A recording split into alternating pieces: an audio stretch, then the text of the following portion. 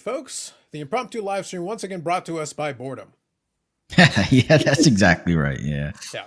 So just to be clear, no agenda specifically tonight. None. Mostly just screwing around, having a little fun. We'll have a little bit of fun with it. And Dakota was bored, and I already had the microphone set up. Actually, I got a new microphone stand, a new arm on this, so I'll be using this in the new year. So upgrading the setup a little bit. I went to Amazon. It was funny because Wes in the Discord talked about finding nothing items. I said, "Bro, I got all kinds of shit I can buy on Amazon." I literally had an Amazon gift card that I used to buy this arm. That is an upgrade on my previous. It's like, all right, we got the whole setup now, looking good. Did you get that blue microphones one? It's like $90. No, this is the Elgato. Oh, you got the. Oh, that was the Elgato. Yeah, Okay, I've been okay, using okay. it for a year, and then the Elgato arm now to go along with it. But this is much sturdier than the other one. The other one's a little bit clanky, so it's like this one is actually pretty solid, and it gets out of the way, which is really all I wanted. I was like, perfect, sounds good. Yeah. So yeah, we're just hanging out. We're chilling a little bit. We're gonna hang out for about an hour. It's just gonna be having a little fun, and it was funny. Josh kind of encapsulates this. Finally, a live stream tonight. I noticed it was like a barren wasteland. I leave y'all alone on a couple of Fridays, and nothing, just dead tumbleweeds roll by. I'm like, I literally left it open. Any of y'all could have done it. What happened? Anyway, Hockey 99, I know gets into stirring it up here. I'm going to leave it be. Leave it be. Let's move into the new year with a fresh slate. We'll get to fresh controversies in 2023, I have no doubt. I'll read this one briefly. Card ladder team often flex their purchases. If I were getting rich from an app, I wouldn't be flexing my purchases. Well, they already did that. Chris Hodge did that with the Luka Doncic that he paid an arm and a leg and another arm and another leg for fear of turning off subscribers. I don't really think it's an issue for them. It's kind of their brand to pay premium for it. So I leave that to you. Hockey 99, you go for it. You go on those pages and streams and you ask them for it. Orlando, good evening. Absolutely. Hello to Orlando. AP, good evening. Dakota, the most sought after guest. Stop. Don't even read it. That's too. I can't. It's too much. Thank you, Hockey. We always have to be a little leery of the sincerity of Hockey 99. I've seen a lot of versions of Hockey 99. I always have fun with it. Yeah, you never know. Yep, you never know. Anyway, no, we're just hanging out and chilling a little bit. I did get Bobbles to promise contractually that he would limit the Jason Robertson punk. Like, we've already seen like some really look. It's gotten so bad that he even infiltrated the background color scheme of Dakota's setup over there. Like, I see what happened. It was subtle, but don't think it missed my notice. I catch part of these your details. logo. It's part of your logo too. I catch these details, man. I'm watching. All times, all places. Yeah, you could use some lights in the background. It'd be good, like under the cards or something. You could. Well, I one of the things that I do want to do is I want to play around with it a little bit. But right now, like this has been the office setup for a while. I got to go in and look at like some of this. I actually meant Bobbles. I actually like yours because I like that light in the middle. I like the way it works because you got that case behind you, which I don't know exactly what's in there, but to me, like it all works. We learned the secret though. We learned the secret though of the light on the flag. It's literally a door to the closet. It's like well played. That's what I'm saying. He could use. Bobbles, I sent you that link, those light strips that you can put them underneath those shelves, and that would be kind of nice, I think, Yeah, I want to definitely change a little bit up in here. Freshen it up a little bit. I've even considered moving. It would be a task and a half. Where would you put Peter, though? I'm on the second floor. Where would his new office be? What's that? Where would you put Peter's new office on? He's in the closet right now, but where would you put his office? If I move to the basement, uh-huh. There is a huge rec room that's like completely finished. And then off of that rec room, there's actually an office space there. So are you suggesting though, if you move there and you move Peter to his new fresh office, that means we actually get delivery of some of the promised things that SGC is working on for the last 18 months? Hey, I'm interested to see what all it's going to be as well. I know they're supposed to be moving in 2023 to a new facility. Curious to see what that is. Your basement? How that transition works. Well, I thought we just talked about this. It wasn't the new facility is your basement, isn't it? That's the code word. It's like Bobble's basement, the new facility. Yeah, it's more room than this. That's all I'm saying. Sounds to me like an expansion is in effect. That's all I'm saying there. Get him in tie, absolutely. I did save a very special clip for the end of my part 3. I picked a in the final one. Okay, I'll have to go. The last clip I picked strategically. It wasn't chronologically correct, but I felt like it was the best one to end it with. That was the best one to end the video with. I had a lot of fun on my live stream in 2022, so you can expect more idiocy in 2023. Contrary to popular belief, we don't take this channel at all too seriously. I feel the hints have been dropped sufficiently, but maybe we need to be even more clear in 2023. You also get the origin of the chocolate stick for Bougie Eric. So you do get the origin of that. That is included as one of the clips. And basically, me and Bobby just laughing maniacally when that happened, and additional little laughs along the way. All right. So, Global Sports Card Investor, absolutely. Happy New Year as well. Some are saying SGC secondary market prices are creeping up. In this market, I don't believe that. Bubbles, have you successfully pumped the SGC secondary market yet? Or is that later? I can be blamed if you want. I have been for several years. Mm-hmm. I think it all. To be straight with you, it depends on what you're selling, which cards you're sending in, what you're selling, who you're selling, all of that stuff. Um, some SGC prices are strong. I mean, it's not no lies to that tale, but then some are going to suck. It just depends on what you're sending and who you're selling, when you're selling it too. So Mm-hmm. Yes, Will. Indeed.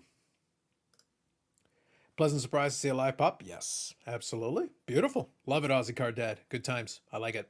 Yeah. No, I was just kind of hanging around. I was actually the video that I was referencing, the last year-end one. I was finishing it tonight, so I already had the microphone and everything hooked up. Dakota was asking if anybody was on live. He asked me at the right time that I happen to still have all this stuff hooked up. I'm like, if you want to go for maybe about an hour, we can probably make that happen. We can arrange it. We'll just sit here and BS for a little bit. What's the best hobby story of 2022? I think this is a fun one. I'll touch on it again tomorrow with the rest of the panel, so we'll get them in and chime in on it. But and Dakota, if you're available, you're more than welcome. But otherwise, don't worry about it. But I'll send out invitations to a couple different folks, and people can pop in and pop out. We'll have some fun with it. My personal one, I'll be honest, I don't know if it was the best hobby story. It was one of my favorites. As I got to go back through the catalog, I actually really liked the fake Pokemon case. I love the thing with Rattle Pokemon. I love the reveal of Logan Paul. I love the memeable material of Steve Hart being confused. We all got duped agreed. 1,000 memes were launched off of that. That was a personal favorite of mine. That was right at the beginning of the year. That was a fun one for me. I think if I had to go favorite, I mean, for me, the one I'm most interested in is Fanatics, just as a whole. But to place that one aside, to keep with Steve Hart, the '86 box that they opened at the National. I mean, Sure. Again, I'm not as sour about things, but I just think it's interesting. I mean, that Steve Hart acknowledged that there was something off with the box, and then they were able to put packs back in the box and reseal, put it together as a whole box. It just seems so strange to me. It's just wild. Absolutely.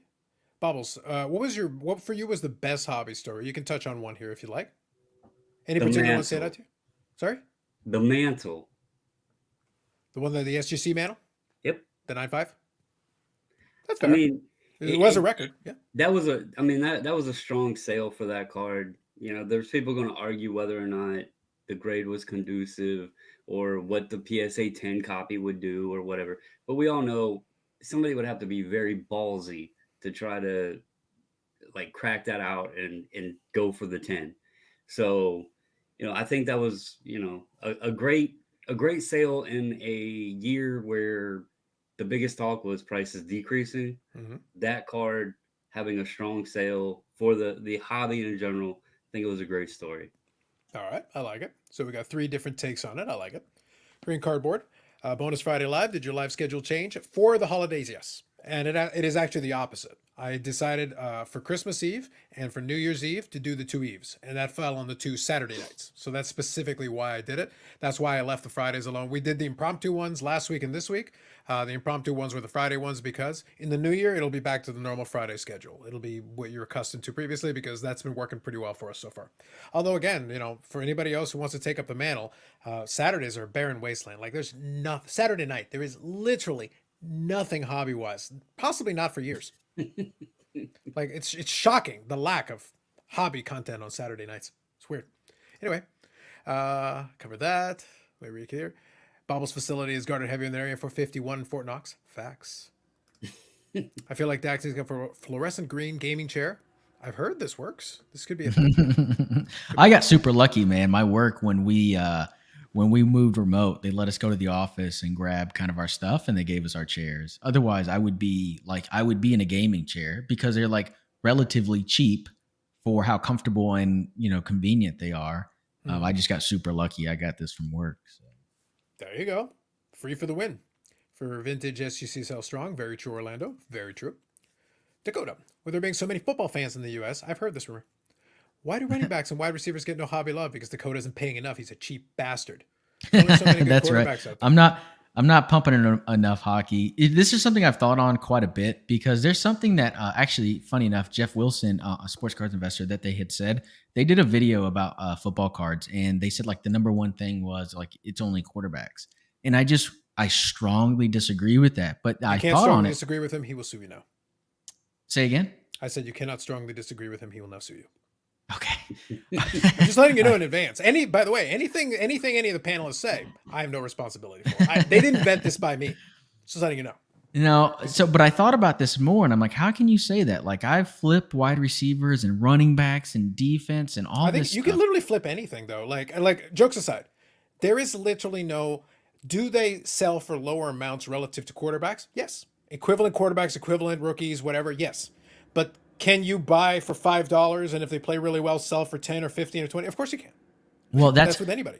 That's as I started to chew on it more and thought about what Jeff had said, and I tried to take his perspective of it, and then what dawned on me is what you said is like, well, it's probably at a certain point it is only quarterbacks. Once you're playing in 4-figure cards, 4 figures is probably not specifically only quarterbacks. Sure. But once you get to 5 figures, 10 grand and up, and especially if you're talking about modern players, I mean, you're really only talking about quarterbacks. Your top wide receiver cards, it may be 3 grand for a modern guy. Vintage, a little bit different, take vintage out of it. So my argument would be wide receivers and running backs do get love. It's just on a smaller scale, and there's still plenty of action there if you're interested. Let me ask this, because this is something I've always wondered other people's opinions on. Sure. For the longest time, basketball was the moneymaker in sports cards. Up until probably in the last year and a half, basketball was where people were making the most money flipping.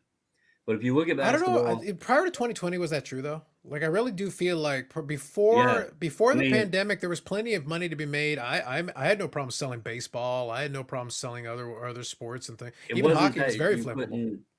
Basketball, even in 2018 when you were buying Prism, even though Luka hadn't blew up, sure, you had Luka, Trey, Bagley, DeAndre Ayton, like that whole class in that 18 product. 17, you had Mitchell, Tatum, all those guys. Right. You could literally buy retail Prism, hit silvers out of it, because it was known that retail cello packs, you get like 5 silvers per box or whatever it was, and you could make your money easily back on retail Prism. But my thought has been, there's only 12 guys on a basketball roster on an active, like the bench and everything, right? And then out of those 12, there's only a couple that you would consider per team even as a A-tier player. Some teams don't even have an A-tier player. So it's a condensed focus in that sport.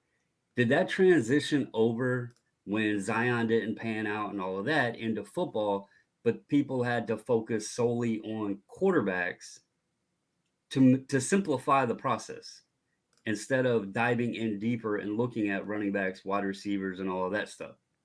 Because from my memory, like in the early 2000s and in the 90s, it wasn't just quarterbacks. People loved wide receivers. People loved running backs in cards. So it's just something I thought about. Can I go, Carlos? No, go ahead. Yeah, for sure. All right. So first, let me say my experience and my interaction with the hobby would say that prior to 2017, 2018, baseball was king.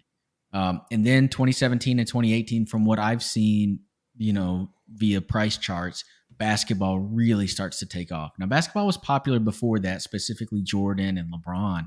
But I felt like 2017, 2018 is when basketball really, really got hot and maybe overtook baseball.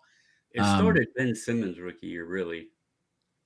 16? Okay, so, but I mean, prior to that, I just felt like baseball was the main thing. People love to buy and sell baseball, prospects, and even, established players. But sorry, let me keep going. So then what's happened out of that, I think, is that I think the natural cycle for any league, for any sport, is that there's young players that are phenomenal. I don't want to call them phenoms, but they are very, they're fantastic players, and they get a lot of hype and they see a lot of traction. And it just happens that between 2017 and 2019, there was a ton of that in basketball. And so there was a ton of money going there. And then as you look in 2020 and 2021, the rookie classes get worse. Some of those guys from the previous, they pan out. Some of them we find out they're going to be great players, but not generational. And it just so happens at the same time, then for football, you have generational quarterbacks coming in to be rookies. And so to me, my opinion is it's not that people are shifting to football specifically. It's just that the rookie class happens to be hot in football right now relative to the other two. Sure. My opinion. Well, Yeah, for sure. but on the terms of that though, why is it like my point was condensing it to only quarterbacks, since the question was regarding running backs and wide receivers, why only quarterbacks? And if you think about it, you cut out half the league, you're down to 16 players that you got to focus on, whereas a team has 3-4 wide receivers. So well, when you talk about what you had said at the end of your statement is that when back then it was different. Well, back then running back was probably the most important position. Back then being the 90s, right? Barry Sanders, 89 tops, right? An 89 score, bigger than Troy Aikman, even though Troy Aikman's got 3 Super Bowls. Why? Because running back was more important. And Right. now there's just so much focus on quarterback. And if you're a football lover like me, like I'm buying middle linebackers, Nick Bolton, safeties, Derwin James. Like this is crap. A lot of people don't care about. But for the average person in the hobby who maybe doesn't care about his football as deeply, I think it's always going to be the focus on quarterbacks because they get all the attention, and then probably the number one weapon for good quarterbacks or good teams. Sure. Now, real quick, guys, I'll pause you. I'll read a couple of the comments. I went through a couple of them on the screen just to make sure to acknowledge some of them as well. I like this one. Favorite hobby moment of 2022 is Carlos turning heel on SCL. Can you turn heel when you're already heel? Turning heel suggests that I was never not a heel, just to be clear. But, point notwithstanding, and there being no payoff, what kind of payoff are you hoping for? What kind of payoff you think you can get? It's pretty much a one-sided thing. I kind of have my fun, and it's better for him to ignore it because it wouldn't work out. But it's fun. All right, let me just go through here. So Chris J, good evening, gentlemen. Good evening. With prices being down on lots of cards, I'm hoping to pick up either a 2015 Juan Soto Pink Chrome. Those are decent. Those are a decent price point right now. Or 2018 short print hands on hip. Which one do you guys prefer? The hands on hip for me. I do own the Pink Chrome. I think it's an awesome card. I'm a big fan of it. I actually had a BGS 9 that actually I was able to get cracked out and send it, and I got a PSA 10 for it. It literally just had some dust on it. It literally had dust on it. Beckett graded it with the dust on there. And I was like, guys, you could literally have just wiped that off. We literally cracked it out, wiped it off. It came back at 10. The surface was perfect. The surface was fine. So there you go. I went from a BGS 9 to a PSA 10. There's a price increase for you. I love the card. It's a beautiful card. But the SP hands on hip, that is a tougher card. You will that has a more scarcity to it, and it is a tougher one to come by. The card's pretty. I will say the Pink Chrome is a pretty card.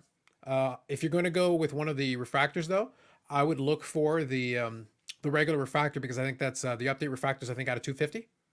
Yeah, they're tough to find though. I understand, but I'm saying if you're looking for one, if you're comparing between these two, I will say hands on hip just because it's a tougher card. But if you're looking for a refractor, I would look for that out of 250. I understand it's tougher to find, but if you got the price dip, that's an opportunity, I think. Go for the Gusto and get the Gatorade bath. Ooh, look at this guy. He's going all the way for it. I like it. Good evening. Jerry Gifts, good evening. Absolutely. Scroll through here. When I'm retired, I better not be working as hard as Dakota. I do make reference on your numerous comebacks, though, in my video. I do give tribute to you, Dakota. Oh, these aren't comebacks. I'm just consulting. I'm just a hired consultant. It's not. You're consulting on your own channel, too? Yeah, that's just consulting the hobby. That's all that is. I'm just kidding. Oh my God, I'm just kidding. I'm not consulting anyone. I'm full of shit. Interesting. Now, Jay, I had it on the screen. Don't get too cute or I will bounce you. So a lot of people think they're funnier than they are, but I made sure to acknowledge it. Shot cards. Good evening. Absolutely.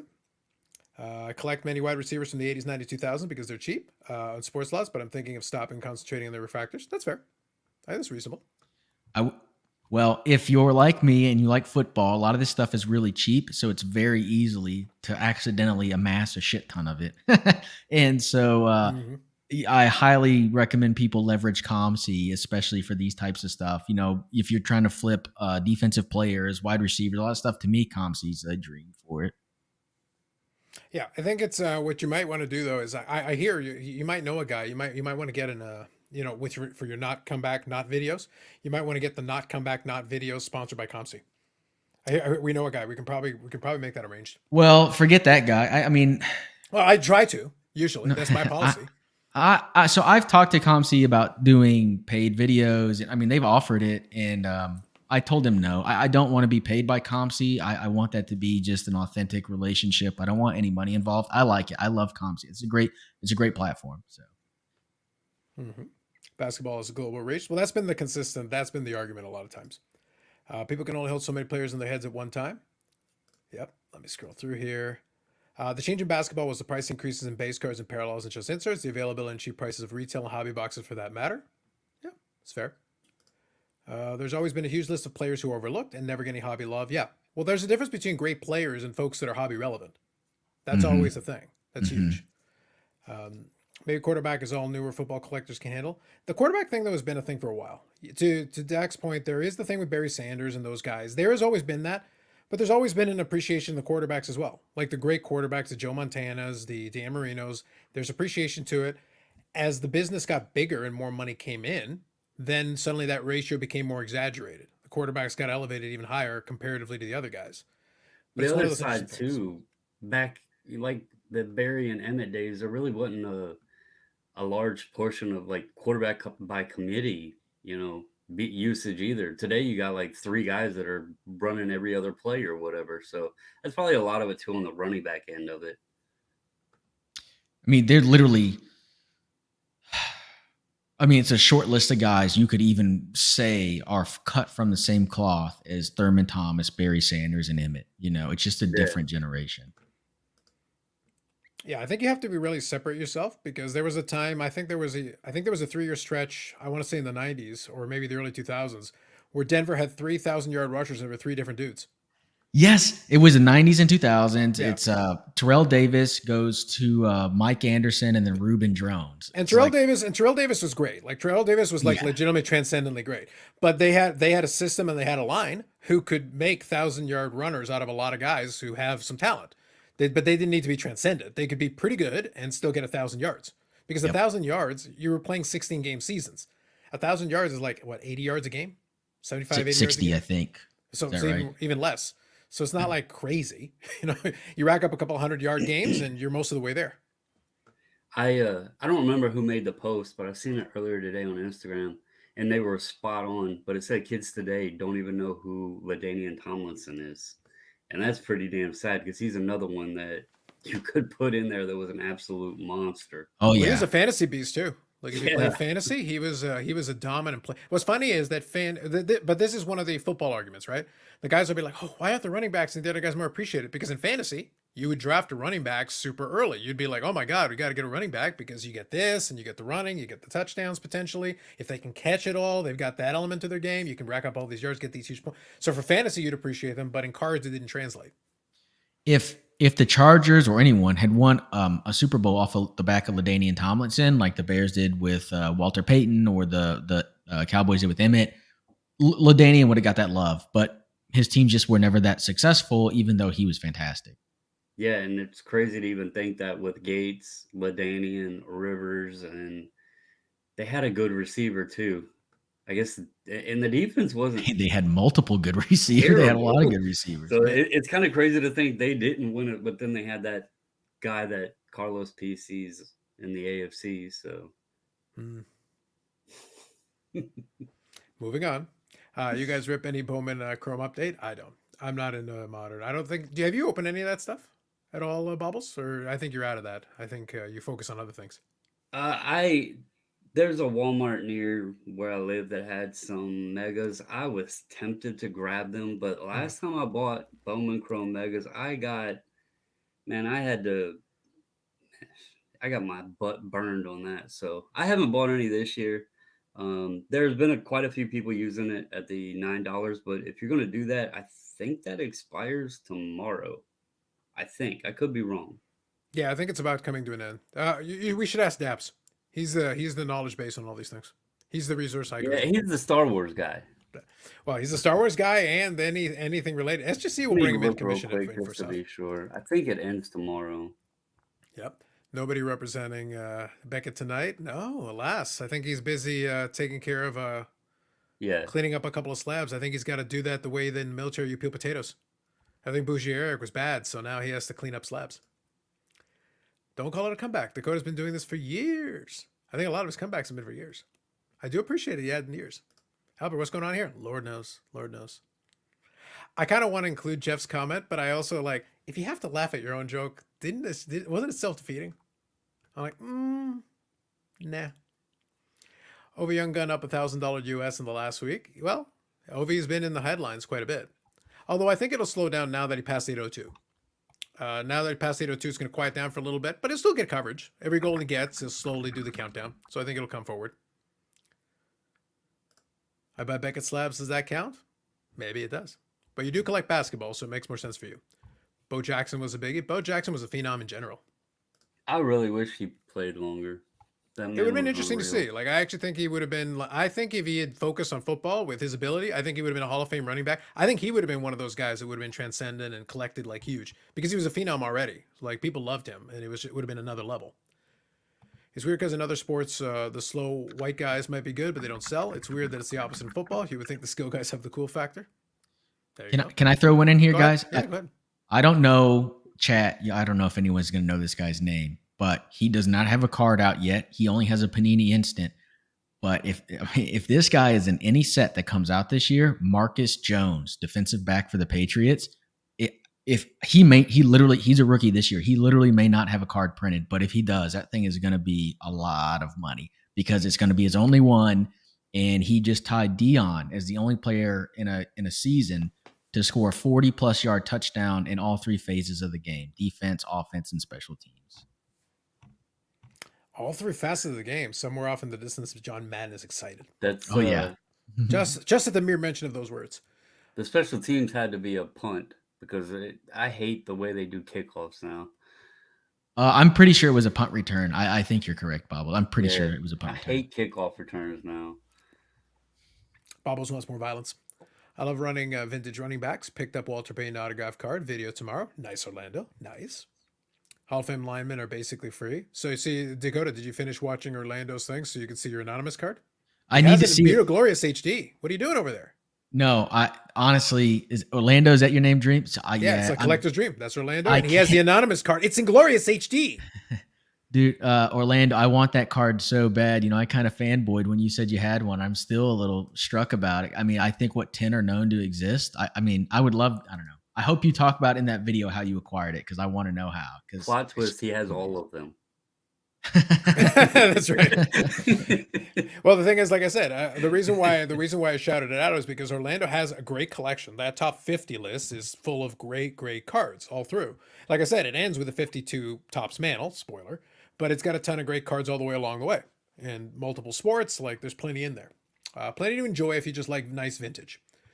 Hall of Fame linemen are basically free. Yes. It's fair. I'm just going to scroll through a little bit here. I've started collecting gold refractors of retired running back that will likely make the Hall of Fame. Reasoning the prices are so low I wouldn't be out that much money. More upside than downside. If it's low enough price, have fun at it. Have at it. You can ignore all my comments. I'm just going to just respond to your chat. Will this be the year of the BGS comeback? From your typing to Bougie Eric's ears. Only Eric knows. That's right, John. You got it. Let me scroll through here. Dakota, thought of you the other day when I picked up a Fouts and Mean Joe rookies for the price of a large pizza. With inflation, $5,000? Yeah, it's not. Doesn't cheap seem like anymore. that much of a bargain. All right, if you say so. I'm shocked how many raw cards of quality players are out there, even after the great grading submission. Yeah, there's millions upon millions of cards. There's plenty of great cards out there. Most of the stuff doesn't require grading. There's plenty out there. SGC 9 deal ends tomorrow. Yep. Most people are playing for Pacheco rookies than Paytons. Yeah, so this is a phenomenon that I've seen that boggles my mind. And forget Pacheco versus Peyton, but you know, Sean Alexander, player that I love, you know, 6 touchdowns in a game, MVP, fantastic player. His rookie autos can be had for like less than $10 from 2000. He's in Mosaic of last year, and those autos sell for like 15 to $20. So I'm like, how's a 2020 Mosaic sell for more than the rookie auto? What is happening? I don't get it, guys. And it's probably sticker auto on the Mosaic. Oh, 100%. Yeah. And 2000's all on. I can't say all on card, but probably 90% on card. There you go. 2023, the year of Bol Bol. Every year is the year of Bol Bol. That's true, Carly. We live in his world. We just live in it, man. Absolutely. Watch the video and we'll talk. There you go. There's an offer. You can get some deets. But you got to watch the video, man. If you don't watch I the do video, need to no watch the deets. video. Yeah. AP is a Seahawks fan, so that checks out. Yeah. There you go. I like it. I like it. He was a hell of a running back too. And two others that come to mind that Sean would appreciate because he's a Chiefs fan, but Priest Holmes and Larry Johnson. Yep. They both. I mean, Priest had that. I think it was Priest had the neck injury that kind of shortened his career. But then Larry Johnson came in and was pretty good too. So that's two guys you never hear anybody talk about. Then they had Jamal Charles, who was fantastic too. I think though, in some ways, to be fair, I think the amount of people you're listing off though, I think is part of the problem. If you keep saying like, oh, nobody remembers this guy, and then your list is like 200 people, it's like, well, each of these guys were kind of like special in a short burst, but yeah. I mean, if we're talking about running backs, true great running backs over the last 20 years, it's Tomlinson, it's Peterson, it's Derrick Henry. And that's kind of it, you know? Yeah. I saw a rookie of a running back today that I'm surprised doesn't get a little bit more respect. I hear Elite Code talk about him every so often, but Edgerrin James. I mean, Edge hauled, but his career was too short. I mean, Edge is a worse version of Tomlinson. His connection with Peyton, though, that's like that was a hell of a squad. He didn't win a Super Bowl with Peyton. He was in the Cardinals by then. I mean, he has a great career, but he's still not as good as Tomlinson, and he was bugged down by injuries. But I mean, as a 99, that's when I start collecting his 99. I love Edge and Ricky. I mean, I love those guys. Oh, Marshawn Lynch. That's a good name from hockey. That's one that I think that's really underrated just because culturally he's relevant. I just like that you said that was a great Marshawn Lynch is a great name. I'm just here so I don't get fined. That's right. That's right. Yeah, that's right. I like Big Scott's prediction. Now, speaking of, the only reason that I would get sued is because of this one. Now, to be clear, Bougie Eric, not my idea. Yeah. Dak over here was talking about it. I finished recording my thing, editing the video, uploading the video, and I was like, we'll come on here for an hour and chat. But yeah, this is basically the reason if I'm going to get sued, because of this one right here. Like, all of us are still scarred for life the first time we watched everybody's Costa Chocolate name it. Marshall Falk, Frank Gore, Curtis Martin. You could throw Tiki Barber in there. There's just a list. You could just go down a long-ass list of great running backs.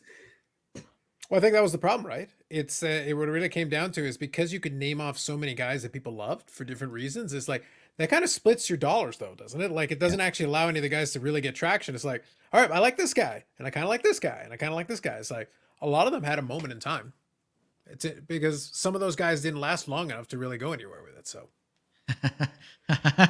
I'm sorry, I can't. Two comments down, a collector's dream. I think that is literally the opposite of my take. My take would be he's the most overrated running back of all time. That is. Do you know how hard it is to play for 47 straight years? Frank Gore started with Curly Lambeau when he was still a player. It's more impressive that Adam Gase kept getting jobs, and for whatever reason, Adam Gase loved Frank Gore, so that's why he played so long. Oh my God. I'm surprised Frank didn't follow Tom and just keep playing and chip away a little bit at a time at Emmett's record until he finally got there. Dude, I mean, some Cowboys fan would have been disgruntled and tried to stop that from happening. Like, I mean, there's no fucking way. Probably. Why aren't you on? He's a slacker. But Ozzy Card Dad over here is like, it's nice to have a bougie BGS free live. I know. Think how relaxed it is, how chill it is. And to this moment in time, so far, no one's getting sued yet. John Alexander was a beast for a few years. Yes. Another forgotten running back, Fred Taylor. Will says fucking awesome. So Will, does that mean you're going to be buying up all the Fred Taylor? Oh man, boy! If Will jumps into the Fred Taylor market, you need to get in that market right now because it's going to go to the moon. Just saying, if Will's getting excited about this Fred Taylor, that might be a precursor to 2023. Watch out. Everybody needs to go buy 98 score right now. They don't have a Super Bowl, but a lot of those guys' names do have Super Bowls. Falk does. Falk is the one to me that Falk, is spectacular. Peterson didn't win one. Tomlinson didn't win one. Henry didn't win one. Your 90s guys, Tiki Barber never won one, but Jerome Bettis did. Martin got one with the Patriots, didn't he? I don't think so. Let me double check, but I don't think so. Nice. All right, I like. There's a couple of comments here I like. So Franco Jr. is going to be great. There you go. Shock cards. Thank you for that. Dakota, so let me answer this one. By the way, I like that now Bobbles is the tag slayer. I appreciate that. We'll come back to that in just a second. Seahawks fan I knew hated Alexander, especially at the end. It was weird. They thought he wasn't trying hard enough, but some weird fans hated Ichiro too. Disgraceful. Or maybe just my drunk uncles? Possibly. Taylor's doing some TV analysis now. Fair enough. It's like, I call Gary Vee. We're working on behind the scenes pump hype as long as it's on a Zoom call, man. As long as you get on a Zoom call, I heard those ones are how you get things done. Get on a Zoom call with the big players, make it happen. All right, real quick. Dakota, do you see yourself taking hockey the way that Tag Slayer Bobbles has? And that Tag Slayer is your new moniker, Bobbles. If Tag Slayer Bobbles likes hockey, then no. That's the anti-Bobbles bump. That's just never gonna happen. You know, it's just sad. Well, at least you're still slaying Tag Bobbles, so you got that going for you. Hey, and I'm still enjoying hockey. You wouldn't know. Go and check out his last video. The border, it's subtle. You're gonna have to really pay attention.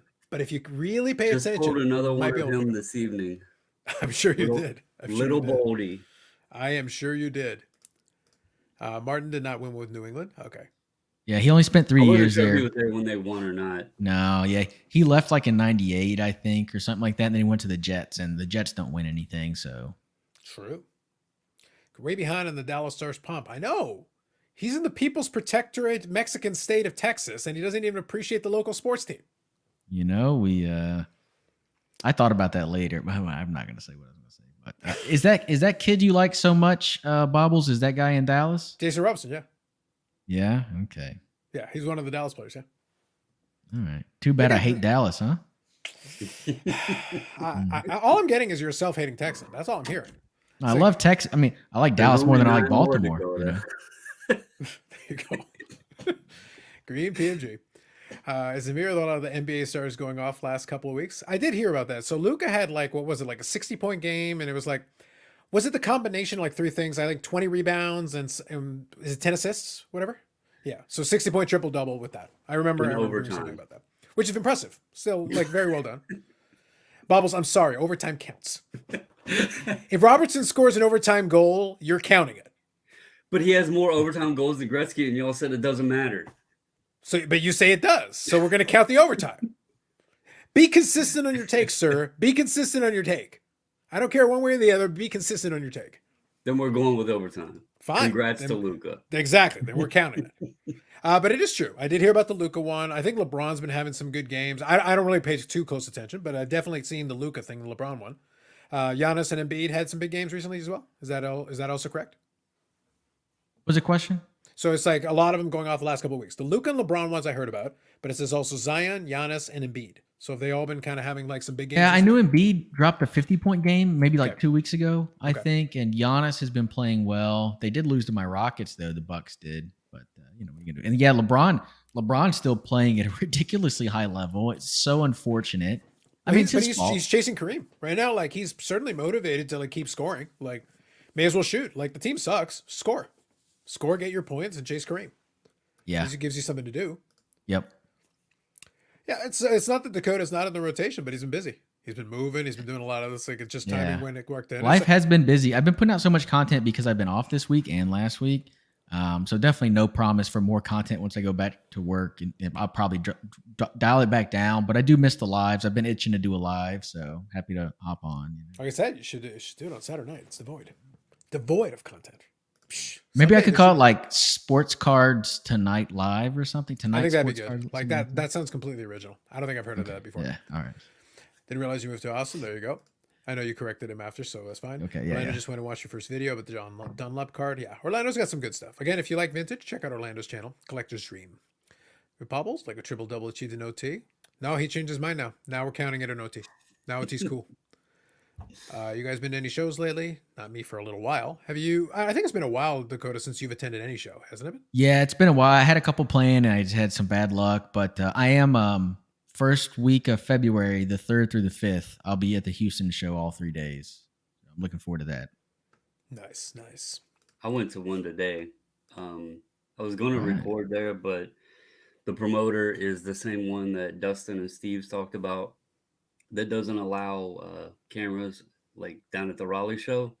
Yeah. And when I got in there, it was so bad anyway that it wasn't even worth my time. I could have just stood at the door and filmed and there was no attendance. It was bad. I don't know whose idea it was to have a show at 1 o'clock on a Friday, but whatever. It wasn't good. That doesn't sound like a good idea. No, that sounds that doesn't sound like a great idea. Jim Brown is the only running back with 100 yards per game for a career. Barry Sanders, Terrell Davis, and Eric Dickerson are the only other three with 90 yards per game. Yeah, that sounds about right. But Jim Brown did kind of end his career a little bit early. I think if he kept playing, he would have fallen below 100 yards per game. But still, very impressive. One of the things that has blown my mind as I've learned more about older football is that Jim Brown, I mean, really, Jim Brown is Derrick Henry. So just imagine Derrick Henry playing football in the 50s against these guys, who are malnourished and smaller. I'm like, God, that must have been a sight to see Jim Brown play against those guys. Well, it's the Will Chamberlain thing, though, isn't it? Like, if you really think about it, like, Yes. basically, you've got a guy who's physically dominant against other players who are athletes for their era, but he is like what would be today a modern version of that athlete, almost going back in time and playing against people. It's like, well, it's unfair. It's like, well, dude, that's when he was born. Like, what do you want him to do? He went Right. back, and at that time, he was physically bigger than everybody else, and he could push his weight around and get things done that way. Well, if you can do it, why wouldn't you? Dominate. Yeah, no. Yeah, it's not a knock against Jim Brown. It just to me, it makes me even more awestruck. Like, man, it must have been truly amazing to see him play. I agree. I think it definitely would have been a sight to see, especially given the era and the players he was playing against. Yeah. So LeBron had 47 points tonight. Nice. Nice. For his 38th birthday. Huh. So I'm only about a year and change older than LeBron. Could I score 47 points tonight? Probably not. No more than 45. Can you please pause this live until I'm done watching a movie with my girlfriend? Done, buddy. Done. By the way, don't, if for whatever reason it doesn't work, blame YouTube. It's their fault. Works Just for keep jerks? playing. Facts. Bobbles, where do you see the baseball market in 2023? Playing hockey. I mean, go on. What's your take, Bobbles? No, I love baseball too. I don't dive into the analytical side of it like Chad and Filmington and those guys do. But I think it's going to be strong. I'll tell you guys. So I got up this morning, got motivated, listed a ton of cards on eBay this morning. I was shocked to see that the 2019 Chrome Tatis is still between 20 and 30 and selling strong at that price just for the base card. Mhm. I would not have guessed that in a million years that a Topps Chrome base card of Tatis, who didn't even play last year, had the juice in him and all that, is still pretty steady at $30. That was pretty damn surprising. So I think some people are really committed to making Tatis work. Like at Yeah, this point, I- they're like, I it's was- like, guys, look, I don't I care. actually I don't care if pulled you it cut out him with the and needle in listed his it. arm. Make it work. I thought it was like a plain white envelope one, and now I'm sitting here like, should I maybe hold it? Like, are people still high up on him? So Fair enough. Fair enough. I'm looking forward to it. Like, I don't have any predictions for this one myself, but I'm looking forward to it. I think it's going to be interesting. So your collector's dream, just giving you some praise there, Dakota. We like your lives, Dakota. Best football knowledge. Football, Orlando, or football? No, it's not football. Although I'm proud of myself. I have a decent amount of soccer knowledge now, at least how the game works. So Well, look forward to 2023 when he definitely doesn't come back, and it's going to be all Pokemon all the time. Because I am denouncing football. It is now Pikachu. Pikachu only, baby. Pikachu in a helmet, sign me up. Let's go. Done. Not gonna lie, I miss Drunk Dak a little. Don't we all? Don't we all, buddy? We finally have a long overdue show in March 2023. Shows are few and far between this and I got it with in Australia. No, I got you. Man. I got you. Jim Brown was bigger than most of the linebackers he played against. That's true. Yep. That made him physically dominant. Are the 2023 Series 1 card going to be 100 to 150 to 100, 200 per box? Ridiculous. But sounds about right. I doubt that. I think Topps is kind of learning their lesson. Fanatics learning their lesson. They print too much of it. Like, in all seriousness, they print too much of it. You wouldn't be able to sustain that price point. Yeah, well, and they've already had the Chrome debacle, and now the Chrome update. They're giving refunds on it. Eventually they know people are they had to send out cards to the Montgomery Club members because people complained about that. So I think they're maybe learning a little bit, hopefully, We'll see about that. maybe. They accept your challenge, sir. Carlos, thoughts on baseball collector, investor, dealers in that order. Video breaking down the likelihood of various MLB players' Hall of Fame induction. If only the loud channels did this instead of pumping. I haven't had the chance to see it, but I do enjoy his stuff. And when he does a breakdown like this, that sounds interesting. I look forward to checking it out. Jim Brown kicked ass at lacrosse. Love it, shot cards. Carlos, getting to what I think has been talked about for genius outliers. As the space becomes more crowded, the outliers become less dominant. I dislike Malcolm Gladwell. Now I'm kind of curious of this backstory. Will, is Malcolm Gladwell going with you into Thunderdome? How much do you dislike Malcolm Gladwell? That's the question I have. I think that's an important question people want to know. By the way, since again we don't have you on too much, just like Dakota, we did this maybe a week or two ago. All right, hobby. Who you inviting to Thunderdome? Who's going in there with you? Other than Neo, we just assume it's Neo. But like, other than Neo, what else you got? It was 100% going to be. Oh, I was literally, I knew this. I knew. Look, it's you and Ham. One of you all is going to be like, no, I got Neo. No, I got Neo. Oh, so Thunderdome. Who do I want to go to? Who are you fighting hobby wise in Thunderdome? Who are you fighting? Again, by the way, here are the rules. You can pick this because you genuinely just want to fight them, or you can pick somebody you genuinely want to fight, but you know you have the advantage. You could just kick their ass. Like, how do you want to play this? This is Thunderdome. Yeah. I have an answer in mind. I'm trying to think if there's a better answer. Man, I'll tell you what. I tell you who I'll pick. This is a better answer. This is a second answer. I'll take a football card quest. There can only be one true football king, and it's me. Ooh. So. See, I like where you went with this. You went with it. I like it. Beautiful. So they also changed the lacrosse rules because of Jim Brown. Used to not have to cradle. I like that, Trader Griffs. Thank you for that note. Bobbles has the best channel intro music. So much tension building before he starts the content. I was laughing because I told him that I actually like his old intro music better, but there's a backstory for why I can't do that one. But I actually like the old one better. I thought the old one was actually pretty good. I did too, and it was original. It was my daughter's band that she was in. That's cool. I didn't know that, but I actually thought the music was good. I actually thought actually that intro is pretty sweet. I thought they were for teenagers. They were good. It was just they were teenagers, and it's hard to get them meshed and keep going. So I like it. We play real football. Aussie rules. Aussie card dad. Love it. Greetings, panel and peasants. Yes, Bob Jackson. That's right. Bob Jackson knows. He knows about the peasants. Pokemon did do a Pikachu soccer promo. Pikachu in a football helmet could maybe happen. Dakota, that might be the crossover you're looking for right there. That's what I need. That's my niche, baby. That's where I need to go. Yep. Hockey is correct. I did hear tonight, and I acknowledged it in the video that I recorded tonight as well. So R.I.P. Don West, the classic old school Schiller guy, who we all kind of appreciated and enjoyed. Yes, he was shilling, but we liked the way he was shilling. We got entertainment out of Don West shilling. So R.I.P. Don West. R.I.P. May you hopelessly promote some really garbage in the sky. Gladwell looks like a wuss. I'll take him on in Thunderdome or Steel Cage. Your pick, Carlos. Do it in Thunderdome, buddy. You got to do it in Thunderdome. Make it happen. Shot Cards is trying to book the card. I'll leave it at that. Crazy enough, Gladwell still runs a mile around 5 minutes. All right, fair enough. I think he's going to need to run inside of Thunderdome. I don't think that's going to help him. He doesn't have far to run away from Will. I don't think that'll help him. His hope maybe Will gets dizzy watching him run. Hobby Champs is going with Vegas Dave. Fuck that guy. I like it. One man leaves me. See, that's the proper energy. That is the proper Thunderdome energy you got to bring into this, man. I felt it. I appreciated it. I was on a warpath tonight, Bobbles. I know the missus is downstairs verbally allowing me to know when the Oilers are scoring. I like it. I don't want to see any more versus content. Let's just talk about cards and respect each other's opinions. Settle down, sir. I will have none of that peace. It's like, I will tell people I'm a man of peace, while in the meantime, I advocate for Thunderdome. Look, hypocrisy is going into 2023, all right? It's going. Whether you like it or not, it's going, Sean. It's going. We're leaving one thing behind, and hypocrisy sure as hell ain't it. All right? We're going to 2023 with hypocrisy. Aussie Rules football looks great. Never tried it, but it looks like a true full body sport. It is, buddy. It is. You got to go check out the highlight.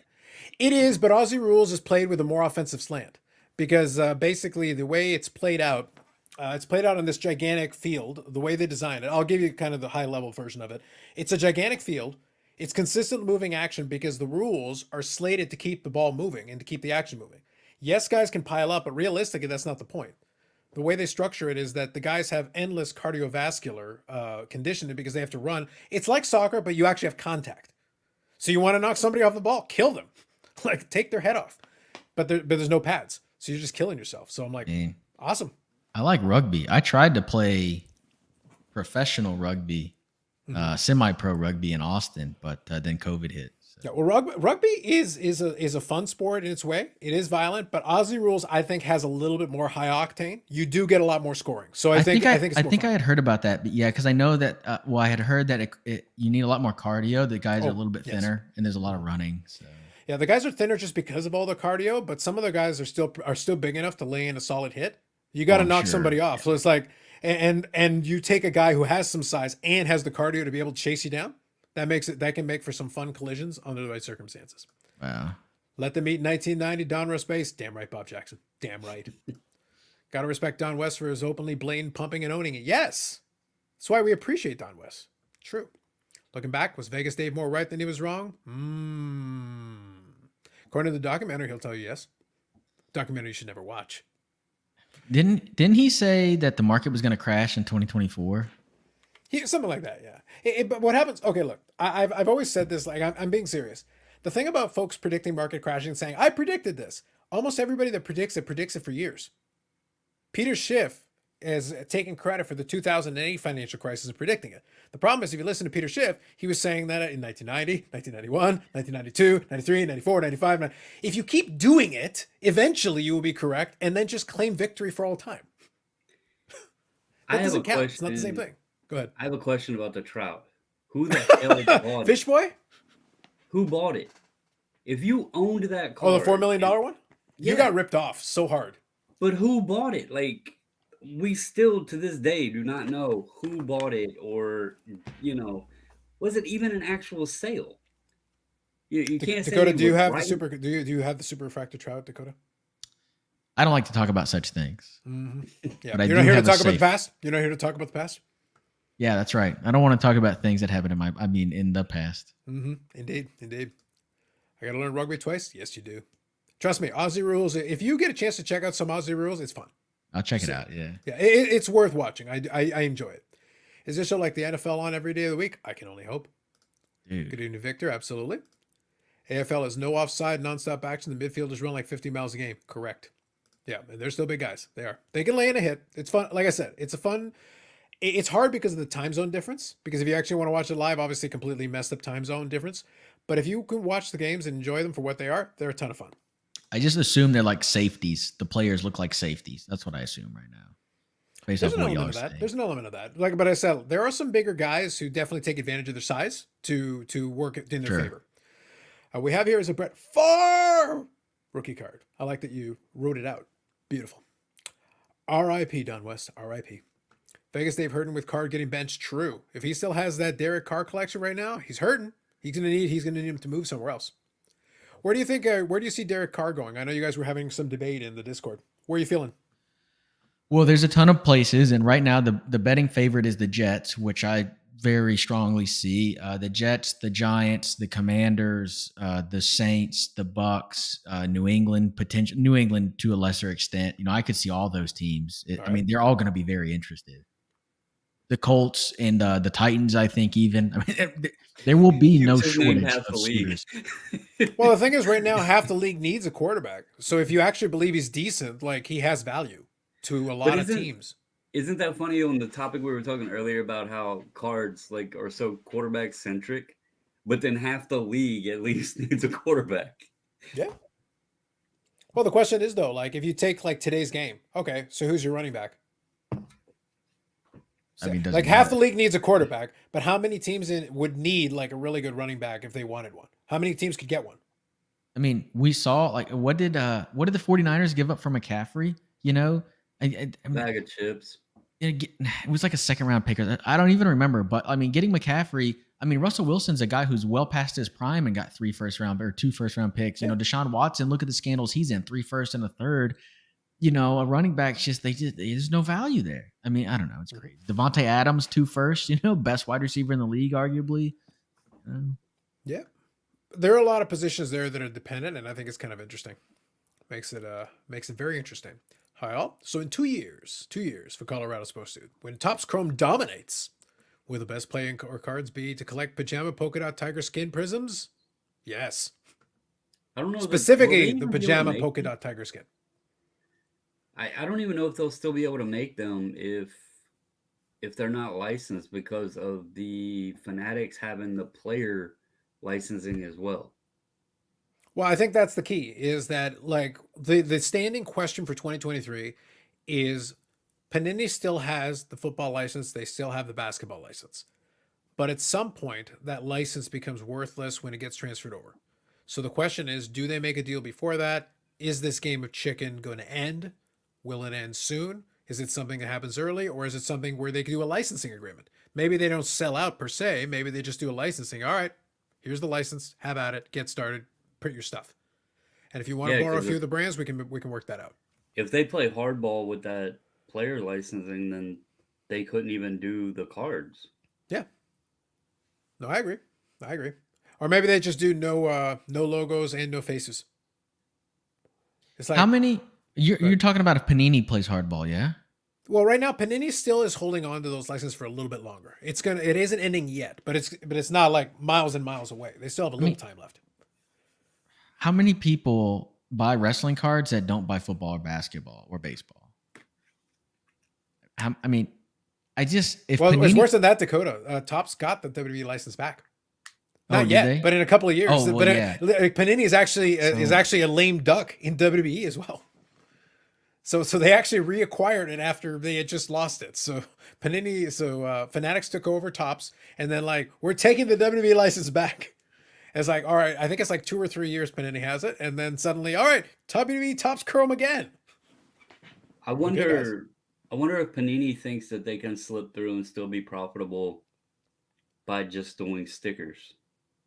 Because Well, I think that would be I a think the separate sticker side of it, division. they're good. Like the advantage for Panini is they have other stuff going on. They're not relying on one thing. Panini North America is not that old, but we'll have to see. I don't know. I'm going to skip ahead a couple of comments here because I think this is a good one. Eric says, I'm not paying for this shit. Oh, but you are. The like button, you're getting charged for it. I'm going to bed because I need to wrestle for now. You're damn right you need to do. And 3, screw you, Bob. I appreciate what? that he took the time to do that. Sanderson to Orr, is that like That's a Eric. soccer reference? What is that? Well, there's this fictional sport called hockey. It's actually a television show they play in Canada. It's like a Mm, soap opera. It's a mm-hmm, seasonal thing. They run it. mm-hmm, It's fake. It's rigged like wrestling. mm. But he believes it's real to him. Damn it. I see. Well, it Yeah. makes sense. I mean, that's like they started that in the communist nations, right? So then I guess Texas? it's just government ran, state owned, and so it's all kind of we know how it's going to happen, right? Is that I don't Well, you should sympathize. Then you should really be into it. know. Like I was just saying, like it's hashtag on brand. If it's hashtag on Yeah, brand, it's hashtag on brand. Is all I'm yeah. saying. My I don't goodness. know. Anyway, so does anybody actually want to take a serious stab at this? I think the open question is what happens with Panini's license. Like honestly, how long can they hold out? How long can they play hardball? Right now, the both brands exist, but if Panini doesn't have licenses to print stuff, it's not going to matter.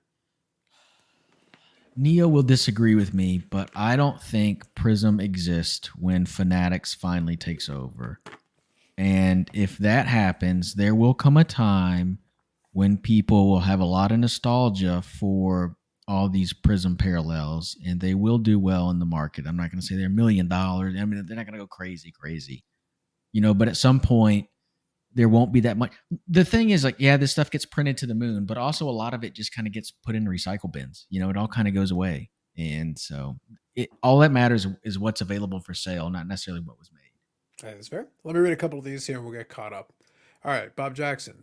Yeah, Davis Davis trying to pump car, and any Raiders fan with a brain new is a colossal idiot. Could be. Dakota confirmed to owning the Tops, the Trout Super Factor. Facts. Jeff's 1991 Flair tastes better. We'll see. What kind of condiment you putting on it? That should be a t-shirt, Bubbles. Was it even an actual sale? That's true. That's a fair point. That's a solid choice. That's a branding option there, Bubbles. Think about it. I like Card it. of the Jets. There you go. Soccer question. Is there a rookie when they start playing on the first pro team or every new team when they play and there's a new rookie card? I know not of this football.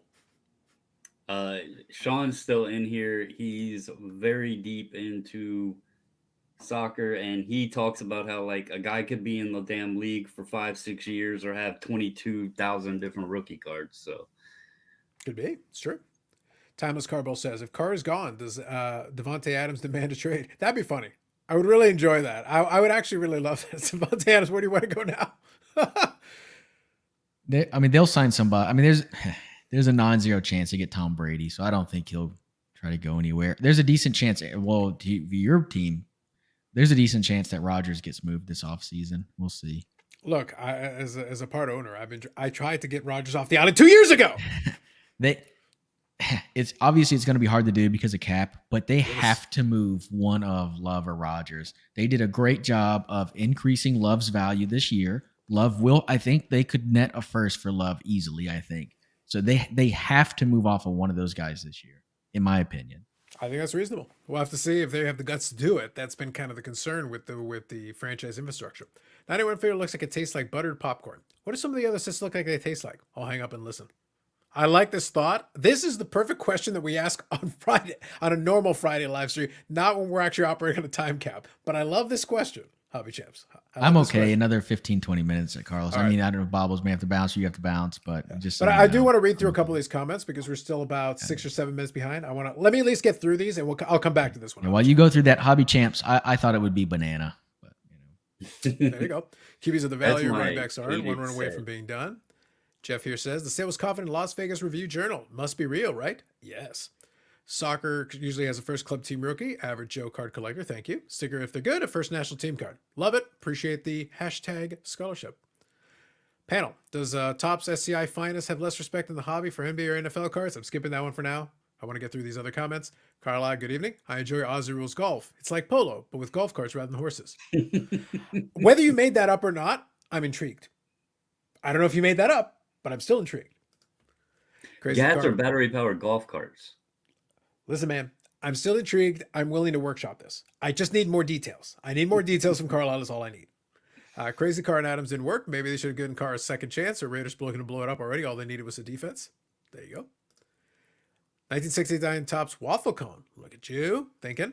Fanatics going to curb stomp Panini. Right now they're in position to do it. No logos and no faces. Yes. Trust me. Hashtag goals. 18 starting quality quarterbacks and probably 150 running backs. There's a lot of running backs that can do the job well enough for a lot of these teams.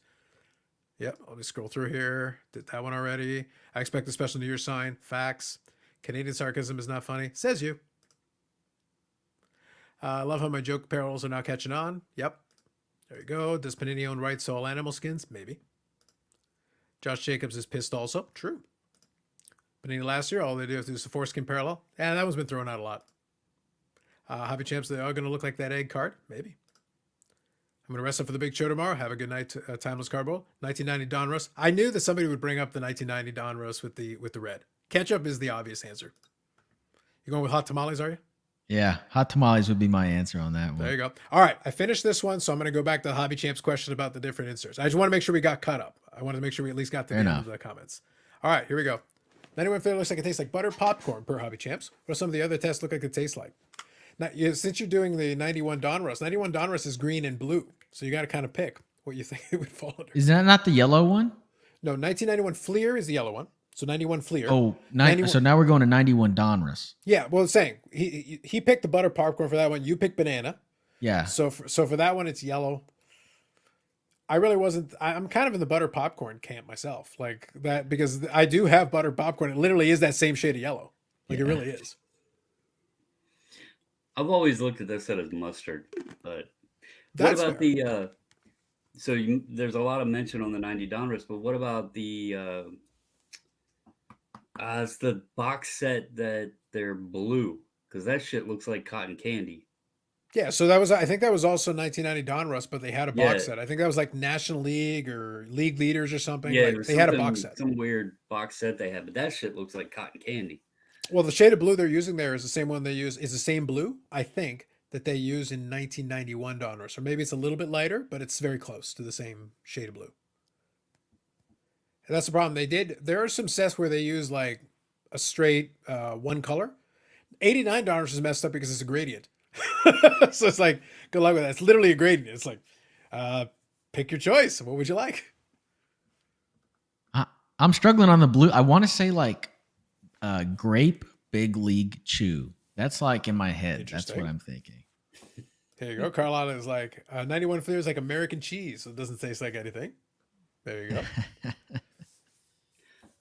Oddly Mucho. enough, 91 Fleer is my most hated set, but there's a card in there that I do enjoy having in the collection with the Bonds groupie. I got you. Has there been any food theme insert sets? See, your qualifier kind of wrecks it though. That isn't just pictures of food. I'll tell you this, and this is a good one for you, Dakota. I was talking with Billy Celio from Upper Deck, talking about the AEW thing. That's one of the conversations we had. He literally did an insert that was a chocolate bar. Sorry, not a chocolate bar. It was a ice cream bar. It was literally an ice cream bar set, and the wrestling characters inside of an ice cream bar. That's wild. But it's actually based off of a reference because CM Punk, when he did his last run in WWE, one of his demands when he was at his apex running and doing the whole thing, and he was in the main event, he demanded that they bring back the WWE ice cream bars. And when he went to AEW, one of the first things they did on his first night in Chicago is they gave away CM Punk ice cream bars. How that's hilarious. So they fulfilled the prophecy from Yeah. that 2011 period, but that ice cream bar joke got played into an Upper Deck set, so you can actually get the ice cream bar insert set in the AEW product. That's pretty cool. So that is a food theme insert set. That is an ultimate food theme insert set. 86 Donruss highlight is more mustard. Yeah. 88 Donruss. 88 Donruss though has a little bit of multicolor. It's got like a blue, but it's also got like a black. It's got a couple things going on there. Okay, so you're saying the ice cream bar one counts? Fair enough. Thank you, Bob.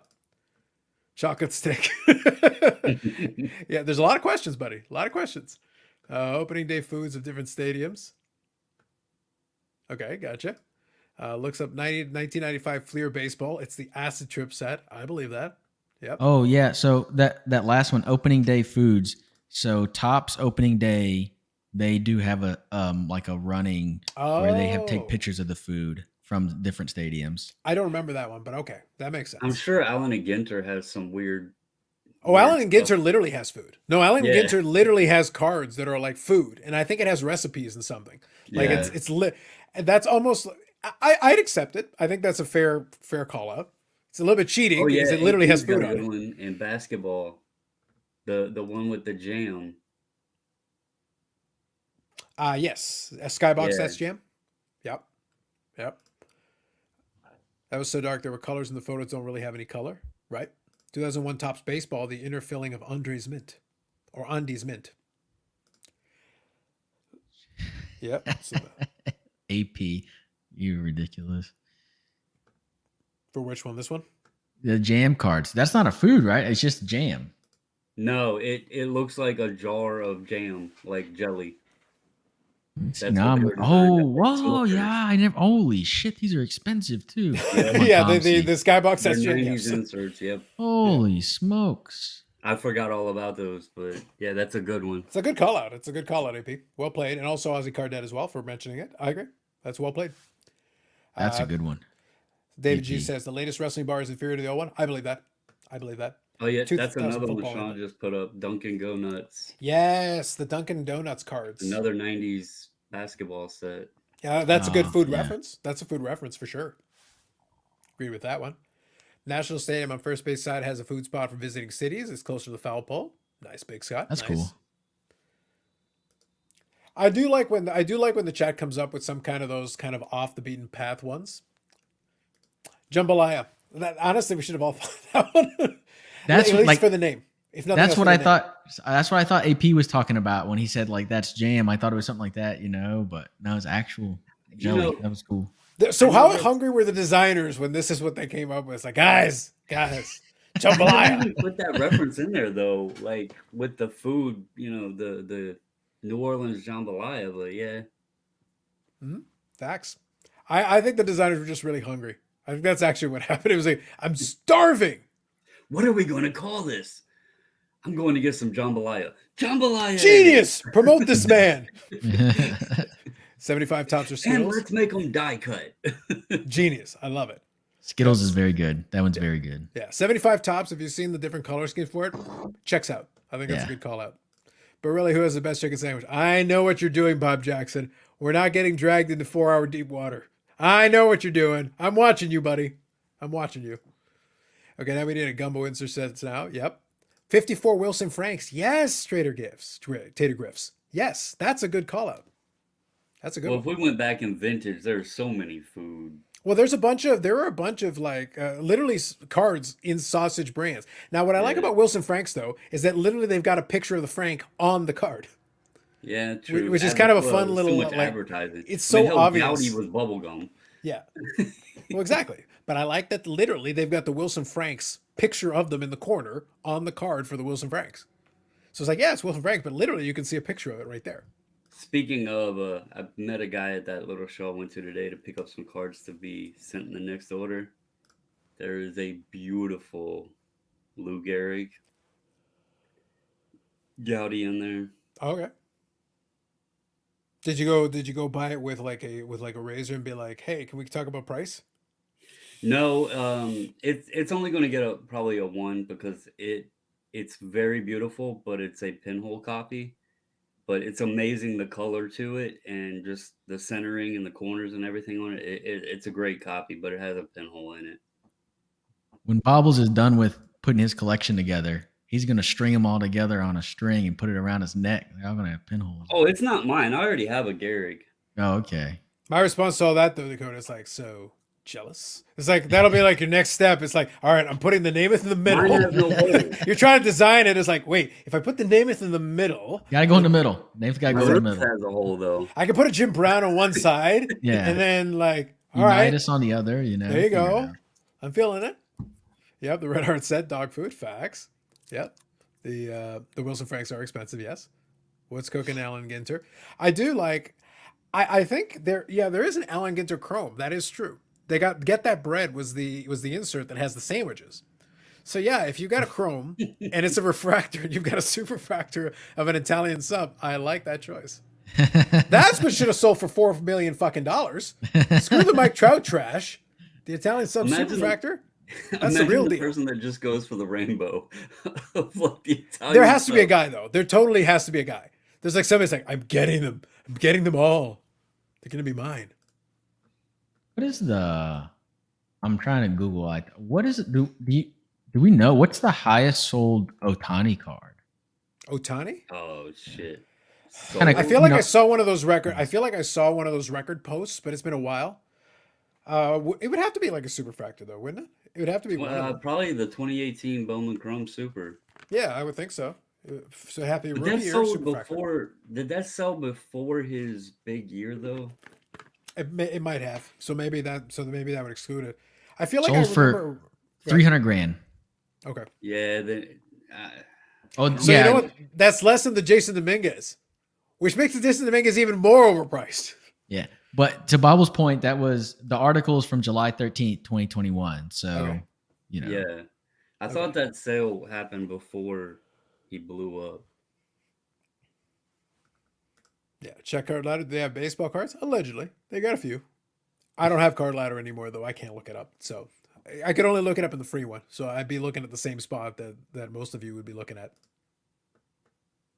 I'm just Googling. So, Yeah, yeah, I was just kind of curious because, like, you know, at this point where they're at in their careers, which superfractor would you rather have 20 years from now, Otani or Trout? I don't know. Oh, don't make me choose. That's like choosing between terminal cancer or AIDS. Like I want no part of this. Leave it. Keep it away from me. Man. Or Dominguez. You know, if you'd rather have Dominguez, we can throw him in the mix too. Wonderful chlamydia. It just gets better. It just gets better. It's like, Oh. I mean, I know. All right, let me take the question seriously.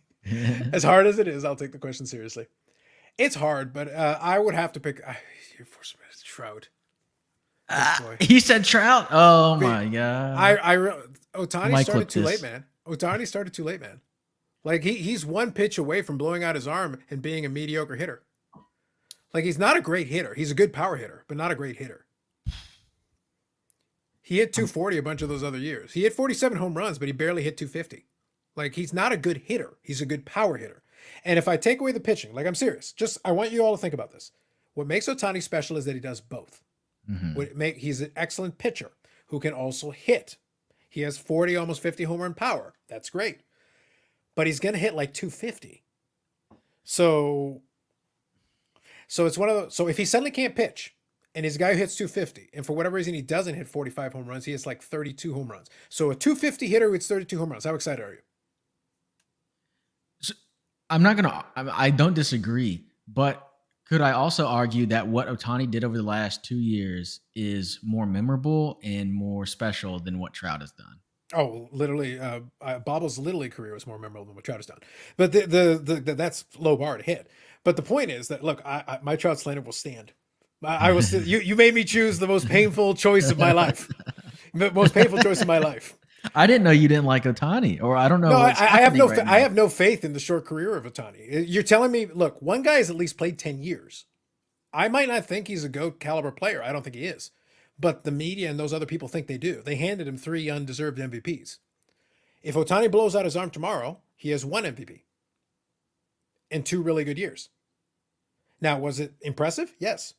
Is it more memorable like that season? So it's like a signature season? Yes, I agree with that.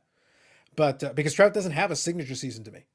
Whenever somebody is a big Trout fan, like if I'm being serious, if somebody's a big Trout fan, I'm like, okay, cool. So what's the signature season? I mean, but that's kind of my point. It's like I feel like this is saying, would I rather have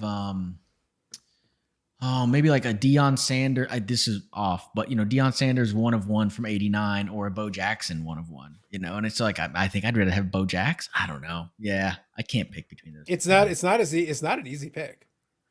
It's not an easy pick, and I have to go against my long con. Like I'm working here on the long con, y'all. Like don't mess with the long con. Yeah, I almost blew it there, man. I almost made a big. It's getting close, buddy. It's getting close. It was dangerous.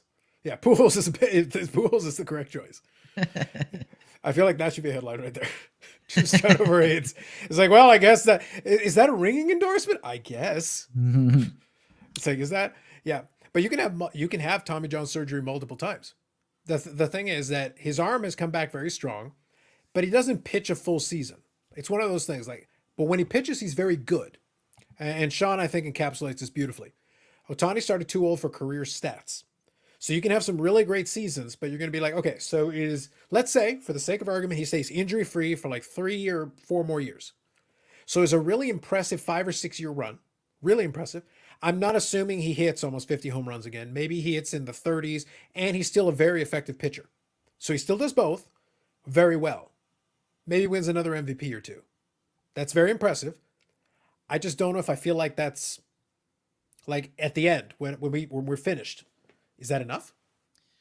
It's fair, and so in my head, my math is if Ohtani does this 3 more years, and Trout doesn't have another MVP season in him, then it's Ohtani. Like, sure, to me that's the answer. But obviously the concerns are valid, right? Yeah, that would be like that's always would be my biggest concern with Ohtani. It's like the pitching is what makes you special, because it's just a hitter, you're good, but as a hitter that can also pitch like that, that makes you special. If I remove that one thing, all of a sudden you're just okay. So I don't know. We'll have to see. I think Ohtani needs at least 100 wins to really cement in history that he's a 2A legend. I think that would help. Like it's a milestone number, but 100 wins is well within his reach. It is doable. I don't think that's asking too much. 81 soccer prison camp movie victory today. Yes. Yeah, you guys seen that? I have. You ever seen that one, Victory? It was an interesting movie. Been a while though since I watched it, but I have seen that one before. Everyone hits new low now. So Juan Soto just hit 242. True. But by the advanced metric guys, he had a good season. See that I'll use war when it serves my purpose. I'll be like, he only hit 242. Look, y'all didn't care about average when I made fun of Trout, so I'm using your war against you. Then he had a great war. I'm gonna throw an argument out for Soto. Outside of batting average, his numbers were almost the same. They were actually previous season as 2021. Yeah, he drew a ton of walks. He drew a ton of walks. If I had to pick a super, it would be his, except for the fact it was altered. That's the only downside to Soto's superfractor. There you go. Batting titles always seem to go to nobodies every year now. I don't know. I don't think it's been. I have to go back and look, but I think the only thing I want to see is I'd like to see Juan Soto win a batting title in a full season. we'll have to see. I'd like to see it. It's the old peak versus longevity thing, yeah. But that's basically what we're at. So I think what Dakota was outlining is that if we're doing the Ohtani Trout thing, so the Ohtani peak season, the signature season, is way more impressive than any season that I've seen from Trout. Trout has had more consistency, but he does get hurt as well. So it has hurt him over the last several years. He hasn't really been finishing seasons. So long term, in his 30s, does he suddenly become more durable? That seems unlikely. That actually seems like as he goes along, it's going to get worse. And if that's the case, then he's hoping that he's built up enough equity with what he's done so far that the final numbers look okay, and then the 3 MVPs are going to have to carry him. Because if he suddenly can't play center field anymore because maybe his range starts to fall off or something, you have to move him to first base. All of a sudden, those WAR numbers are going to look a lot worse because the positional adjustment will kill him. Yeah. So then all of a sudden being not that impressive, those boring numbers that no one cares about, those WAR numbers won't look good either. We'll have to see. I always thought a pitcher hitting 250 and 43 home runs was pretty good, but what do I know? But that's what I said. It's because a pitcher was hitting 250 and 43 home runs. If he's just a hitter hitting 250 with 43 home runs, not that impressive. Because then I'm looking at, what was his name? Chris Davis in Oakland. Chris Davis in Oakland is a guy who hit like 40. He led the league in home runs twice, and he had like 245. No one cared about him, but he didn't pitch. So then if he had pitched, then maybe somebody would care about him. Get through AP's comment, and then I got something I want to chime in. All right. So this one here? Yeah. Trout has better longevity, but on the other hand, also Trout has a better peak. No. When did his peak start? When did it finish? What peak? Where does the peak begin? How dare you, sir? All right, go ahead. Well, so Juan Soto, as I've looked more at his stats, he keeps reminding me of Jeff Bagwell quite a bit. Okay, and I'm kind of comparing those numbers right now. Juan Soto's 20 this last season was his 23 age season, and that's when Bagwell came up, was 23. And Juan Soto's putting up closer to prime Bagwell numbers. It's pretty amazing. And I think he's very much Bagwell-esque with his plate discipline. And I think he'll put on power. Juan Soto's ISO this year was 210. Jeff Bagwell at age 23 season was 143. So I think he'll put on the power. He'll get there. I think that's going to be the key for him. If he continues to hit if Soto goes back to form and goes back to hitting line drives, the home runs will come. Mm-hmm. He doesn't have to be a crazy home run guy. But look, I don't think anyone's going to cry if he peaks in somewhere in the low 40s home runs because he's got physically capabilities of that power. If he's a low 40 home run guy who also hits 320, nobody's going to be crying. Nobody is going to be complaining about that. Yeah. That's an MVP candidate every year. I'm going to say as a Soto fan, as a national fan, I think last season he was trying to do too much. He was on a crappy Nationals team. The pitchers were throwing him junk. He was trying to make something happen. That's part of the low average. He was actually swinging at things he usually didn't swing at, and he still didn't strike out a lot. He just wasn't making the contact he normally did.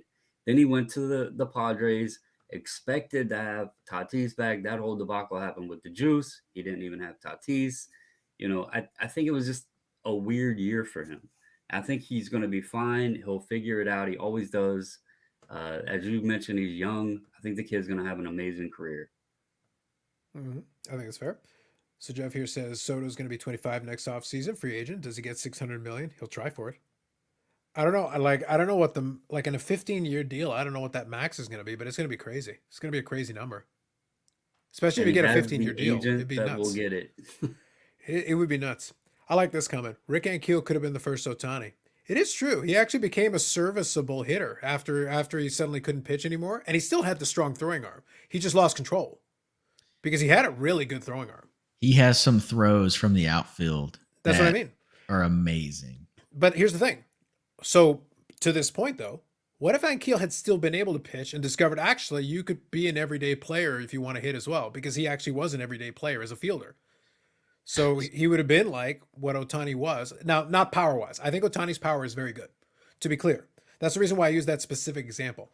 I think Ohtani has impressive power. I think where we lose it a little bit here is that, like I said, his plate discipline and average are just kind of okay. So he needs the power, and he needs to keep pitching to keep him special. It's those two pieces together. So this one here, I didn't gloss over it. Ichiro did get started super late, but Ichiro was a transcendent hitter, man. He was 200 hits for 10 straight years. Like we're talking two different levels. Mm. Look, to be blunt, Otani is not that kind of hitter. He's Um, got amazing power. Ichiro's just Mhm. a Yeah, straight but pure hitter. yeah, if the guys basically don't pitch him at nearly as if they are a little bit pickier about where they pitch him and he doesn't have the discipline to keep off some pitches, he could struggle to hit his weight. But he's got power.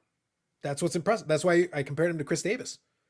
Impressive power, but that average just isn't there. It's kind of okay. Yeah. Soto's 6 months younger than Adley Rushman and a decade younger than Jeremy Pena. That's what's scary about the kid. What's scary is how young Soto is, and he has some accolades to go along with it at this stage. I like that they include the Jeremy Pena thing for you. Well, yeah, just real quick. I just want everyone to remember how the Astros swept the Mariners. There's your clap back. I like it. Vlad is only 23. He is. Yep.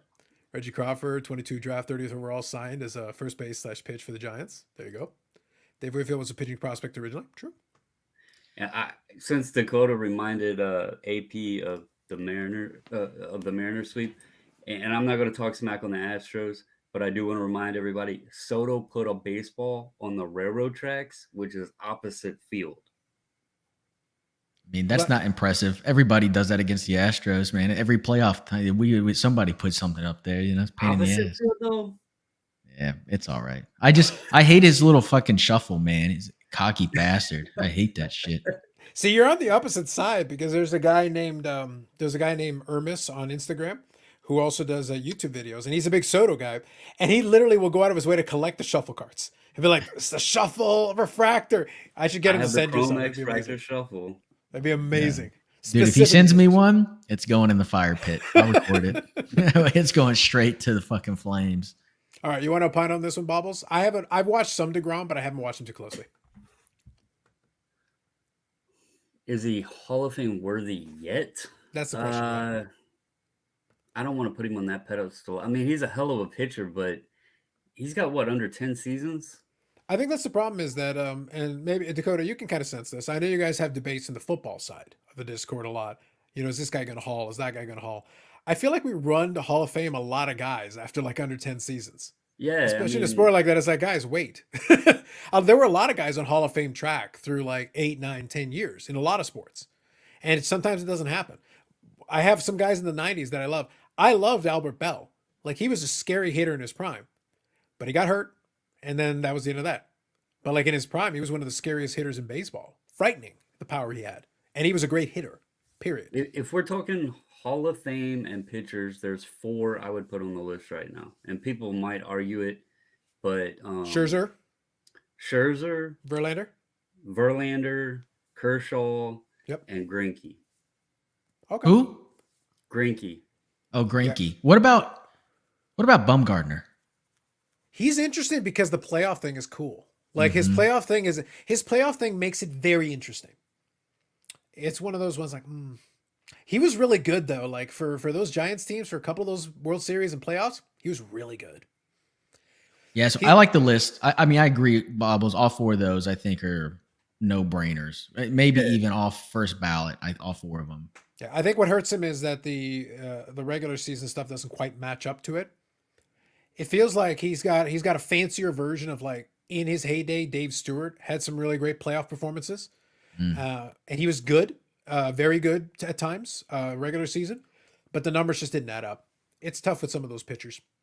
Yeah, quick, I'll read a couple to the question about DeGrom. So DeGrom today is not a Hall of Famer, and if I had to put money on it, I would say he's not going to haul just because of the longevity issues, and the Rangers suck. So, well, much love to the other team. You do enjoy your hate on for other Texas teams. So here's a question: why then don't you hate the Cowboys, Mister? I don't like Dallas. Because when I was growing up, the Houston didn't have a football team. The Oilers had moved to Tennessee. Dallas is dead. Dallas is dead to you, sir. You can't claim them now. They don't exist to you. You get credit. The only thing in Dallas that exists to me is the Cowboys and Luka Doncic, maybe. Luka Doncic, maybe. There you go. Yeah, fair enough. All right, let me zip through a couple of these and we'll wind her down. Chris Davis is good until his injury, and then he was complete garbo. Fair. I enjoyed him. Like I said, I don't mind guys that are low average who can still hit for some power. They're fun to watch, but they're obviously not complete players. Like, but he was fun to watch. Like it was cool watching him lead the league in home runs a couple of times. That was fun. Dave Steve was originally a hitter. Yes. He picked up pitching so late. It's amazing how good he was. If you ever want to check out Dave Steve, Secret Base did a mini series on him. It was really well done. And it gives you a really good sense of what Dave Steve was in his prime and how scary good he was in the 80s. That's where you have to use the advanced analytics because the Blue Jays were not a good team. But he was performing at a high level on what was a garbage team for a lot of the time that he was in his peak. So it's unfortunate for him, just bad timing. By the time the team got good, he had already pitched too many innings and he had worn himself out. How would you believe me if I told you Ohtani and Ichiro have basically the same on base percentage? It's because Ichiro never took a walk. He swung at everything. He hit 350 and his on base was probably 351. And you're also saying Ichiro for his entire career, you're including 6 seasons in his 40s. Yes. You know, Look, all we need to do is when we compare these guys, remember, Ichiro came to the major leagues as late as we just talked about and still had 3,000 hits in the major leagues, in addition to what he did in Japan as a professional. Crazy. So if we pretend Japan didn't exist and he didn't play professional baseball at all, he's still a 3,000 hit guy, which is frightening. Yeah, and he still holds a single season record for hits. Like, he was really good. Also got here you go. This one's for you, but this one's for you, Dakota. Bob Jackson's a resident heel. He's always there with Bob us. Jackson. Go suck on a popsicle or something. You should just do what Eric usually does. You can say "suck it, Bob," "screw you, Bob." There's a lot of variants. Screw you, Bob. So on the fact of Ichiro, this stat I've seen this stat a while back, and I had to look it up because I couldn't remember the details. Yep. In his first at bat of his third career MLB game on April 4th, 2001, he got a single, lifting his career batting average to 300. He was 3 for 10 in his career at that point. Mm-hmm. From there on, his batting average never dipped below 300. Wow. In his entire 2,650 game career. That's just freaking insane. He never dropped below 300 after his third career MLB game. Mm-hmm.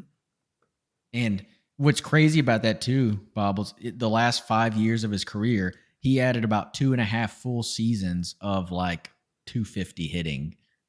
So like he hit really bad those last 5 years, and still his career average is above 300. His career average is 311. The thing is, at that point, he was in his 40s. Like he was his best. He had started super late. He went full speed ahead for season after season after season, put up 200 hit seasons forever for a decade, solid, and then ran out of gas at the end. But he was still like a decent player. I'm sorry, it goes deeper than that. Yeah. From age 37 to 45. Yep. He does not post above a 283 average. Oh, he posts 291 for half a season. Yep. So, he's got 6 full seasons there at hitting like, 270, and he still is a 311 hitter. It's bananas. That's so crazy. That's what I mean. Like, when you do the comparison to these guys, like, guys, Ohtani is not the hitter that Ichiro was. Ohtani has more power, yes. But hitter-wise, Ichiro is a vastly... There were 2 elite hitters in that 2001 class, Pujols and Ichiro. They were both elite hitters that came out of that same class, both scary good at what they did. Pujols was the power and average guy for a long time, and then fell off the entire last decade of his career and was still a first ballot lock Hall of Famer with all the creds that you want. And Ichiro was scary good for his time, but you're right, his on-base percentage sucked because he didn't take a walk. He couldn't find a pitch he didn't like swinging at. And he still made it work. He still made it work for a lot of that time. Real fast, what team does Bob support? Bob Jackson. So that's a fair question. We're gonna have to see. So Bob, you're gonna have to answer it. You gotta open yourself up to it, buddy.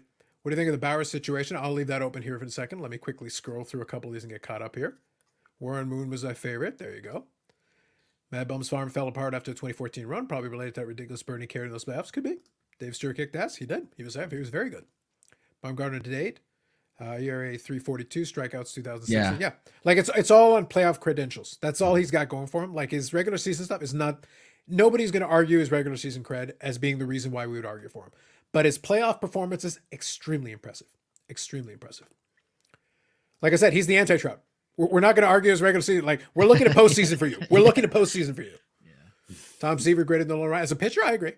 Nolan Ryan was an amazingly durable though power pitcher though. Like a scary good power pitcher. But Tom Seaver was great. He was a great pitcher. Here's Bob Jackson's answer to you on that one. I like that one. Well, at the bottom, he says he's an A's fan. He's impervious to barbs. I wouldn't feel anything either if my Yeah, he's team dead was that inside. bad. Oh, that Bob, that explains a lot, Bob. Yeah. You pretty much are dead inside at that point. There you go. This is my master plan here. YouTubers talk a picture. There you go. Well, look, AP, lucky for you, I am an Ichiro apologist to anyone who would dare compare him to Otani. I enjoyed Ichiro. I thought he was great. Yeah, he was the dish swinging a tennis racket. Yeah, Ichiro, I'll never forget that first throw he had to third base from right field. Oh Yeah. my God. And he had a thing was cannon of on an a arm. rope. Very impressive. I think Tony Gwynn could have continued to play for another 2 seasons without a hit and still had a 300 average. Yes, I think I heard some stat like that. It is true.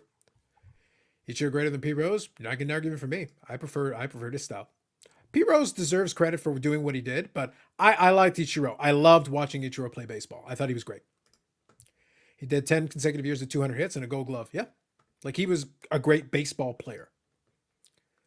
Impervious to barbs. You should have just said I'm dead inside. We would have agreed with you, Bob. I mean, yeah. Never get Tejada walking off Rivera. True. Do you ever think fans would even care if a player chased 400 batting average or a 56-game hit streak? So much focus on home runs now. No, a 56-game hitting streak, you'd get attention. That's one of those records that people look at because it builds. Now, you wouldn't get attention at first. You get attention after maybe about 30-ish games. If somebody's like 33, 34-game hitting streak, and they're like, wait a minute, okay, that's kind of interesting. Let's kind of keep an eye on this. What's the last long hit streak that you remember? That I remember.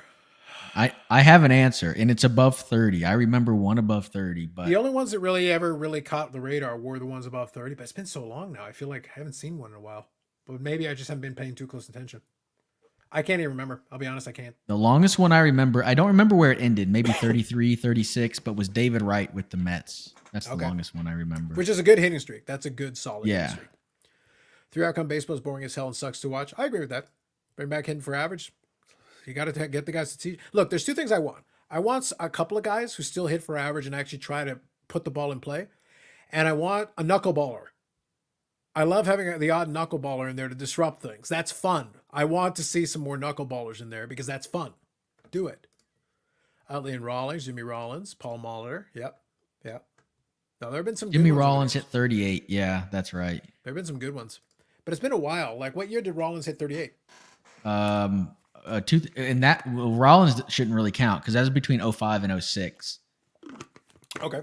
Luis Castillo had 35 in 02. Chase Utley had 35 in 2006. Dan Ugla had 33 in 2011. Dan Ugla, look at that. But the thing is, that's 11 years ago. That's probably the reason I'm struggling to remember them because it's been a while. Like, it's really so long ago. Yeah. It's just a lot of games between now and then. Matt H, good evening. Yep, line drives are awesome. I still like a good line drive hitter. That's the reason why I'm not so worried about, like, talking from earlier tonight. That's the reason I'm not super worried about Soto having to hit 40 or 50 bombs. Like, no, man. Give me 30-ish to 40 bombs, hit 320, and trust me, people will still appreciate you. Just keep doing that. Be a great hitter, and I think people will appreciate him just fine. So, hell yes, the knuckleballer. Damn right. What's the longest hitting streak the last 5 seasons? It's not going to be a lot. It was surprisingly Trey Turner with 29. All right, there you go. Yeah, Turner's a hell of a hitter 26. too. Sorry, 26. Yep. Still the longest hitting streak in MLB across the 2021 season. Fletcher's 2016 hitting streak was the longest in MLB since Whit Merrifield, 31 in 2018-19 seasons. So between 2 seasons. Stolen base records were all the rage in the 80s. Yeah. But I think in fairness, like, there were a few guys who were transcendent stealing bases, and there were a couple of guys that just kept trying, and they got caught a lot. Like, even Ricky, as great as he was, he got caught a lot. It's not like he never got caught. He definitely got caught. But when he stole 130 bases, it was still very impressive. It was a lot. Do you think the new rules are going to help the game with stolen bases? The bigger bases? Well, not only that, but the pitch clock and the rule where the pitcher can only throw over like twice or something like that. If they throw over the third time, they don't get the runner, then it's considered a balk. How many guys though you think today are thinking green light to steal bases when there's so much emphasis on the power game? They'd rather just stay on the base and wait for somebody to hit them over. Especially with the shift going away. Yeah. So it's like, why wouldn't you just wait? Just wait until somebody hits you. And again, if the shift goes off as well, it's like, let the guy swing away. He's going to swing for power anyway. Why run yourself out of an inning? So the question is, do they even give them the green light to try? Is the question that I would have. because very few guys have unlimited green light now. Ricky Henderson, the statement was correct. Ricky got to run when Ricky wants. Yes. I don't think anybody was stopping Ricky Henderson from trying to steal a base. He's probably trying to steal bases right now in a parking lot somewhere. Like, this is what he does. This is Ricky Henderson. But everybody else is like, yeah, you want your ass on the bench? Go ahead, try to steal base. They'll bench your ass. I like to see more stealing, bunts, and mayhem on the base paths. Really disrupts a pitcher. It can. Yep. All right, guys. So wind down. Last couple of comments. It's been a lot of fun just doing like an impromptu live stream. Thank you, Dakota, for joining us. And you're not in your retirement. Thank you for hosting. I was basically begging him to host. So he was. It was hilarious. You're like, can someone go live, please? Yeah. All right. Microphone's already connected. I got you. Yeah. Don't worry about it. Bobbles, thank you as always for joining in. Appreciate you.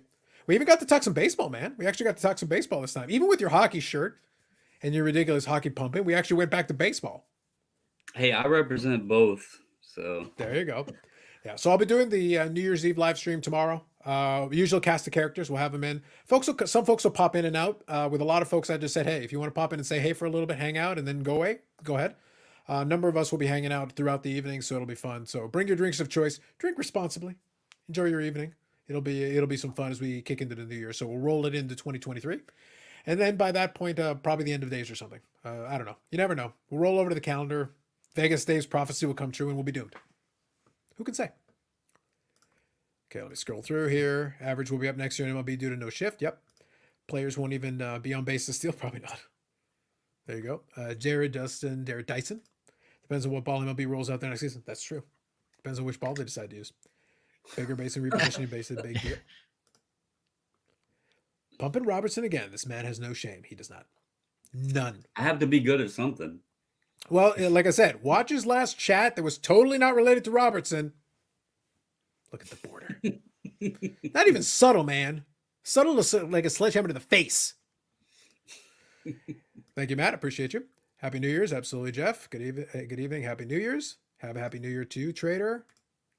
Sounds good. Perfect. We'll leave that on that. That comment is perfect to finish it off. Thank you all for joining in. And also, Aussie Card Dad, I think you guys are way, way, way ahead of us. So like 15, 16 hours or whatever. So happy New Year to you much earlier. It'll be New Year to you by the time we get to the live probably. So you're already be well past us. So enjoy 2023. Keep it warm for us. Thanks very much, guys. We'll catch you in the next one. Peace.